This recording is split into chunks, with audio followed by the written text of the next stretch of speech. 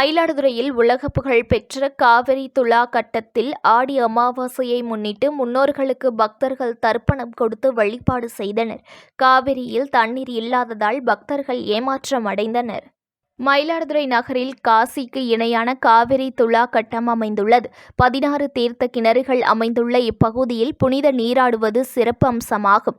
இதனிடையே ஆடி அமாவாசையை முன்னிட்டு இன்று காலை முதல் ஏராளமான பக்தர்கள் தர்ப்பணம் கொடுத்து வழிபாடு மேற்கொண்டு வருகின்றனர். மறைந்த முன்னோர்களுக்கு ஆடி அமாவாசை, தை அமாவாசை, மகாலயபட்சம், மத்தியாஷ்டமி உள்ளிட்ட காலங்களில் புனித நீராடி முன்னோர்களுக்கு செய்ய வேண்டிய திதி உள்ளிட்ட பலிகர்ம பூஜைகள் செய்வதால் முன்னோர்கள் ஆசி கிடைக்கும் என கூறப்படுகிறது. இதனையடுத்து காவிரி கரையில் சிறப்பு பூஜைகள் செய்து ஏராளமானோர் தர்ப்பணம் கொடுத்து வழிபாடு செய்தனர். மேலும் காவிரி தண்ணீர் மயிலாடுதுறை மாவட்ட எல்லைப் பகுதியான திருவாலங்காட்டிற்கு நேற்று இரவு வந்தடைந்தது.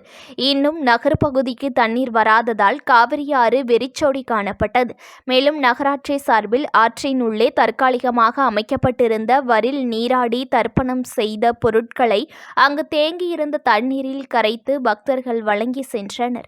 காவிரி ஆற்றில் தண்ணீர் இல்லாத காரணத்தால் பக்தர்கள் மிகுந்த ஏமாற்றம் அடைந்துள்ளனர். இதனால் வழக்கத்தை விட இந்த ஆண்டு பக்தர்கள் கூட்டம் குறைந்தே காணப்பட்டது.